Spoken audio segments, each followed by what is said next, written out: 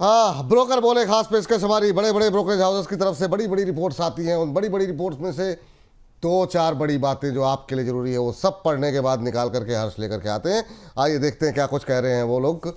हर्ष, आज की पहली कंपनी जी, पहली कंपनी हम लोग नायका की बात कर लेते हैं, एफएसएन की बात कर लेते हैं। यहाँ पर नुवामा की रिपोर्ट आई है, खरीदारी की सलाह दी और 235 रुपये का इन्होंने लक्ष्य दिया है। सबसे पहली बात इनकी कहना है कि मैनेजमेंट का जो पूरा फोकस है वो क्वालिटी कस्टमर्स को जोड़ के रखने में है और साफ तौर पे जो सस्टेनेबल ग्रोथ है उसको बनाए रखने में है। इनका कहना है कि ब्यूटी और पर्सनल केयर जो सेगमेंट है उसमें अगर आप ग्रॉस मर्चेंडाइज वैल्यू के हिसाब से देखें तो आने वाले 5 सालों में ग्रोथ जो है 20% देखने को मिल सकती है। ये मैनेजमेंट का कहना है और इनका कहना है कि हम लोग उम्मीद कर रहे हैं कि करीब 23% की ग्रोथ इस सेगमेंट में देखने को मिल सकती है।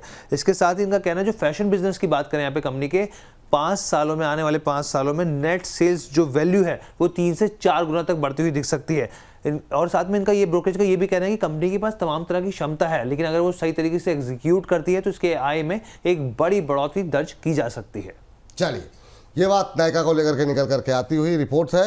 मैम, कैसे देख रही हैं आप नुवामा की इस रिपोर्ट को? 235 के टारगेट दिए गए हैं, आपके टारगेट क्या होंगे? मेरा पहला टारगेट मैं यहाँ पर 220 का देखती हूँ और अगर जो लोग आज बाय कर रहे हैं तो मेरे हिसाब से मतलब इन बिटवीन द सो उनको पहले अपनी प्रॉफिट बुकिंग 219 से 220 के रेंज में कर लेनी चाहिए। That's a safe target. उसके बाद भी अगर आपको होल्ड करना है then you must use for trailing. इसमें मोमेंटम बन रहा है। अगर आप लोग करंट प्राइस पर इसमें आने की कोशिश कर रहे हैं देन प्लीज मेक श्योर कि आप अपने स्टॉप लॉस को ट्रेल जरूर कर लें, जो कि आता है 195 पर। तो 195 के स्टॉप लॉस के साथ में 219 का टारगेट और उसके बाद में 230 एंड 245 ये टारगेट्स के लिए इसको होल्ड किया जा सकता है। Keep your stop loss very strict क्योंकि मोमेंटम में है, अच्छा रन अप कर चुका है। ज्यादा रिस्क अगर यहाँ पर टर्न होता है तो ज्यादा रिस्क नहीं लेना है। हर्ष, बताइए आज का अगला शेयर कौन सा होगा? जी, बजाज हाउसिंग फाइनेंस की हम लोग बात कर लेते हैं यहाँ पर। और एक बार हम लोग फ्लैश करते हैं यहाँ पे कि कंपनी की तरफ से देखिए यूबीएस की तरफ से यहाँ पर रिपोर्ट आई है और करीब स्क्रीन पर हम लोग लेके आए एक बार। तो यूबीएस की रिपोर्ट आई है और न्यूट्रल की सलाह दी और 135 रुपये का लक्ष्य दिया। मैं अपने व्यूअर्स को बता दूं कि बजाज हाउसिंग यहाँ पे हम फाइनेंस की बात कर रहे हैं यहाँ पर, और इनका कहना है यहाँ पे कि जो ग्रोथ है वो काफ़ी मजबूत दिख रही है। वैल्यूएशन पहले से काफ़ी करेक्ट हुए हैं तो अभी इनको ये फेयर दिख रहे हैं यहाँ पे। अगर हम AUM मिक्स की बात करें तो उसमें सुधार हुआ है और आगे इंक्रीमेंटल जो बेनिफिट्स हैं वो थोड़े से लिमिटेड है, सीमित देखने को मिल सकते हैं। रिटर्न ऑन इक्विटी में बढ़ोतरी होगी, लेकिन यहाँ पर जो ये बढ़ोतरी होगी वो लिवरेज जो है वो ड्राइव करती हुई दिखेगी। इसके साथ ही यहाँ पर आने वाले दिनों में नेट इंटरेस्ट मार्जिन है वहाँ पे थोड़ा दबाव देखने को मिल सकता है। ठीक, 122 पे चल ही रहा है। फंडामेंटली मैम बहुत लोग बुलिश हैं इस पे, लेकिन टारगेट उस तरीके के नहीं है यूबीएस के। लेकिन हमारे घरेलू निवेशक बहुत सारे बुलिश हैं। दोनों की टिप्पणी जानना चाहेंगे। पहले प्रदीप सर, आप जरा बोल दीजिए, बजाज हाउसिंग फाइनेंस को लेकर क्या व्यू है आपका? देखिए, फंडामेंटली नो डाउट बढ़िया कंपनी है। इनफैक्ट सेल्स भी बहुत तगड़ा है। लास्ट क्वार्टर का भी देखेंगे ऑलमोस्ट 9500 के आसपास है। सो बेसिकली मैं फंडामेंटली तो मैं इसमें पॉजिटिव बोल देखिए, आईपीओ हुआ था उसके बाद से ना स्टॉक चला नहीं। तो ऐसे जो काउंटर्स चलता नहीं उसमें प्रॉब्लम ये हो जाता है कि जब नहीं चलता है ना वो पता नहीं चलता कि ये 6 महीना नहीं चलेगा, 1 साल नहीं चलेगा या 2 साल नहीं चलेगा। अब देखेंगे कि जो एक ऑल टाइम हाई लगा क्या है ऑलमोस्ट 189 के आसपास, जो एकदम उसके बाद भी हमने देखा कि 165 से 160 150 के आसपास से जिस तरीके से स्टॉक नीचे गिरा, नो डाउट नीचे बेस बनाने के बाद भी अभी कंसोलिडेशन ही कर रहा है। सो मेरे ख्याल से अभी तो मैं इस काउंटर को बाई नहीं करूंगा। अगर 120-122 के आसपास चल रहा है ओनली फॉर 10 रुपीज के लिए मैं क्यों बाइंग करूंगा? एटलीस्ट मुझे कंफर्मेशन चाहिए, वो कंफर्मेशन मुझे मिलेगा आईपीओ जो डे हाई है उसके ऊपर जाने पर मैं इस काउंटर को बाई करूंगा, क्योंकि फंडामेंटल अच्छा है। हो सकता है कि 1 साल 1.5 साल एक बार लग जाए, लेकिन आईपीओ हाई के ऊपर जाएगा उसके बाद ही मैं बाई करूंगा। अभी तो मैं बाई नहीं करूंगा। ठीक है मैम, आपका कमेंट बजाज हाउसिंग फाइनेंस पे? विपुल जी, मैं थोड़ा सा कॉन्ट्रा व्यू रख रही हूँ यहाँ पर। कोई नहीं मैम, बिल्कुल। हाँ क्योंकि मुझे लग रहा है कि यहाँ पर ये स्टॉक अभी 123 के ऊपर जो है एक ब्रेकआउट सस्टेनेबिलिटी की तरफ जा रहा है। And when it comes to buying any stock, कुछ भी आप बाय करें तो आपको 2 चीजें हमेशा ही देखनी है। रिस्क कितना ले रहे हैं हम, रिवॉर्ड की परसेंटेज, पॉसिबिलिटीज कितनी है, परसेंटेज एंड पॉसिबिलिटीज दोनों ही मुझे यहाँ पर थोड़ा सा बेटर लग रहे हैं। क्योंकि अगर मुझे इस स्टॉक में आज के समय में एंट्री बनानी है विच इज अबव 123, 122 नहीं 123 के ऊपर, तो मुझे यहाँ पर जो स्टॉप लॉस मिल रहा है वो बहुत ही छोटा है। It's very small. 118 पर 118 के स्टॉप लॉस पर इस स्टॉक को मैं 127 और 135 इन दो टारगेट्स के लिए देख सकती हूँ। मुझे इसमें यहाँ पर ये पॉसिबिलिटीज लग रही है। और जब भी इसमें 135 का भाव ब्रेकआउट होता है उसके बाद में यहाँ पर मैं ट्रेलिंग सजेस्ट करूंगी, क्योंकि ये उस ग्रुप का स्टॉक है जिसमें जो मैनेजमेंट है वो बहुत बढ़िया है, और जो जितना भी मुझे लगता है कि जितना इसको करेक्ट होना चाहिए था वो उतना करेक्ट हो गया है। पिछले 3 महीने से ये स्टॉक 110 और 125 इसी रेंज में अटका है। इस बार अगर ये 123 के ऊपर सस्टेन हो जाता है, पॉसिबिलिटीज बड़ी और लंबी बन सकती है। ठीक, ये बात यहाँ बजाज हाउसिंग फाइनेंस पे निकल के आती हुई।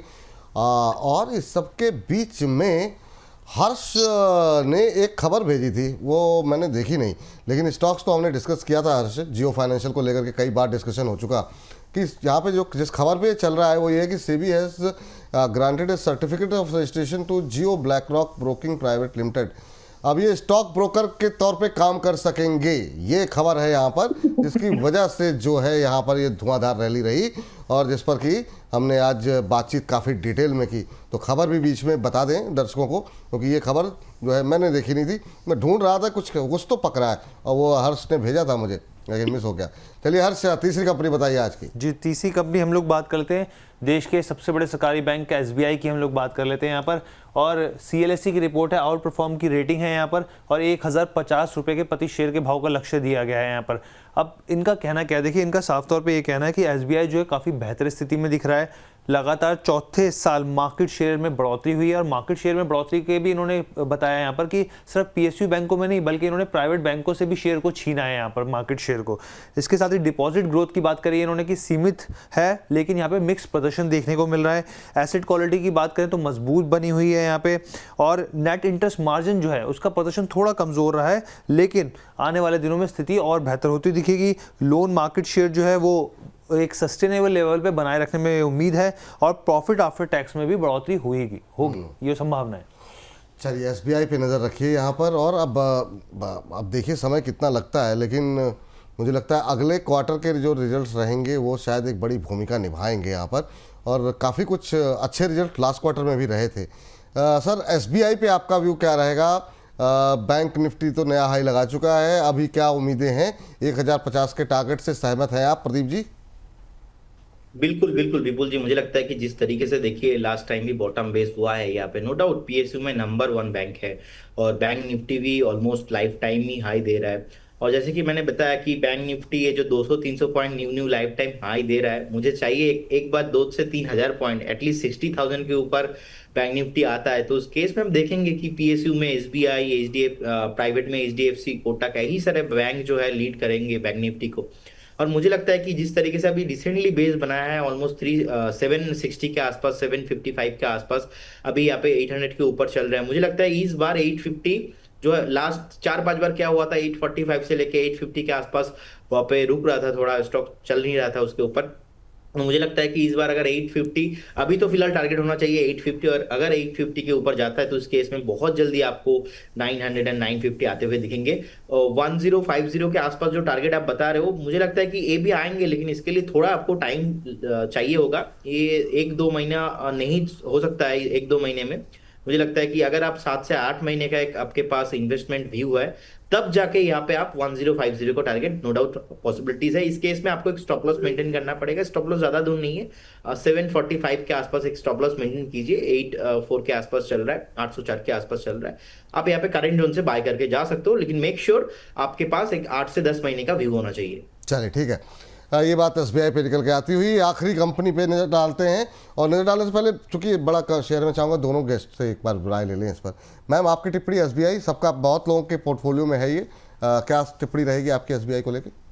SBI में पॉजिटिव ब्रेकआउट की पॉसिबिलिटीज है, और अगर थोड़ा सा कोई रिस्क टेकर है तो आई वुड से कि यहाँ पर अगस्त सीरीज में लॉन्ग जाकर के, मैं यहाँ पर एक ट्रेडिंग पॉइंट ऑफ व्यू भी देख रही हूँ। स्पॉट चार्ट पर जो मूवमेंट थोड़ा कम दिख रहा है, उसको डेरिवेटिव्स में थोड़ा एक्स्ट्रा हम लोग अनकैश करने की कोशिश कर सकते हैं। सो इन्वेस्टिंग के लिए सही भाव है, ट्रेडिंग के लिए भी स्ट्रेटेजिकली सही भाव है, अगर आप सही स्ट्रेटेजी में डिप्लॉयमेंट करते हैं तो। और मेरा ये व्यू है विपुल जी कि अगर कोई ट्रेडर्स देख रहे हैं इसको फिलहाल, आई मीन डेरिवेटिव ट्रेडर्स, तो यहाँ पर हमें अगस्त मंथ में लॉन्ग हो सकते हैं हम लोग फ्यूचर में, एंड एट द मनी 805, मतलब एट द मनी जो इसका पुट ऑप्शन है उसको बाय करके इस पोजीशन को होल्ड किया जा सकता है, क्योंकि स्पॉट चार्ट पर कम से कम जो भी नेक्स्ट मूवमेंट होगा वो आपको 4% से लेकर के 7% का इजी मूवमेंट हो सकता है। एंड ये मूवमेंट की जो पॉसिबिलिटीज है वो विद इन 5 to 6 वीक्स की है। तो आप एक बार देख सकते हैं, अगर आपको रिस्क एपेटाइट के हिसाब से सुटेबल है तो one can consider it. Put buy करनी है मैम, फ्यूचर बाय करना है अगस्त सीरीज का, अगस्त उसको हेड करना है, कवर्ड करना है कवर करना, उसको। ओके ओके ठीक ठीक। Yes. वो बीच में थोड़ा सा कुछ बातचीत चल रही थी तो मैं मिस कर गया, वही मैंने कहा। जी जी जी, थैंक यू मैम, बहुत अच्छी स्ट्रेटजी बनाई। वैसे हम लोग एक फ्यूचर एंड ऑप्शन पर एक शो प्लान कर रहे हैं, आप ऐसे ही मतलब जो है ट्रेड देते रहिए, बहुत जल्दी हम लोगों का शो आ जाएगा।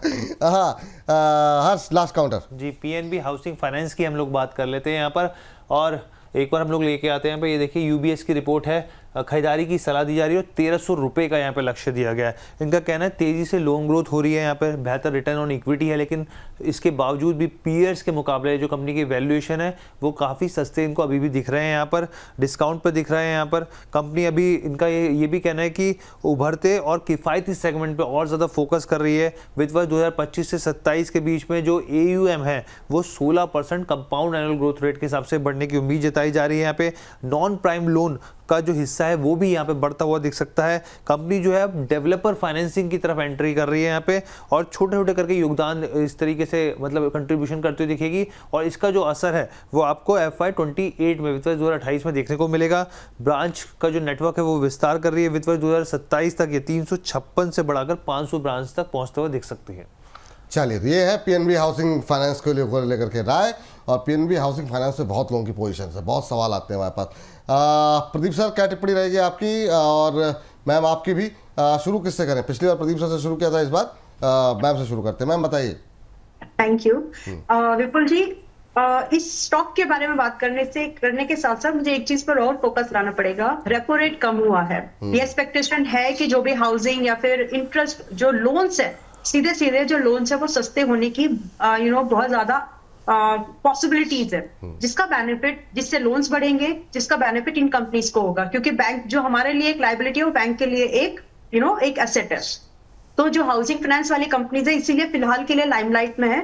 जैसे ही आपका रेपो रेट का अनाउंसमेंट हो गया उसके बाद स्पेसिफिकली, और नाउ पीएनबी हाउसिंग जो है एक सपोर्ट डिफाइन कर रहा है, अप ट्रेंड का स्टॉक है, सपोर्ट डिफाइन कर रहा है। और आज ये अपने, अगर मैं बात कर रही हूँ आपसे जिस समय पर हम लोग, तो अपने पुराने जो इसका वीकली ईएमएज है, राइट, 20 वीक्स का सपोर्ट रेंज जो है उसके ऊपर इसने आज क्लोजिंग किया कर रहा है वीकली बेसिस पर, जो कि एक पुराना सपोर्ट रेंज, रेजिस्टेंस रेंज था। मेरे हिसाब से यहाँ पर 1000 के भाव के स्टॉप लॉस पर, अभी इसमें 111 ये चल रहा है अभी 1112 पर, और 1000 के स्टॉप लॉस के साथ इस स्टॉक को होल्ड किया जा सकता है। इसके रिसेंट हाई जो लगे थे, जो कि 1190 के पास था, पहला जो इसका रिसेंट रेजिस्टेंस है, या फिर सीधा राउंड फिगर अगर करते हैं तो करंट लेवल से बाय करने के बाद में हमें पहला टारगेट यहाँ पर 1200 का दिखता है, दूसरा टारगेट 1270 का दिखता है, एंड इसके बाद में हम इसको होल्ड कर सकते हैं 1500 के लेवल तक के लिए।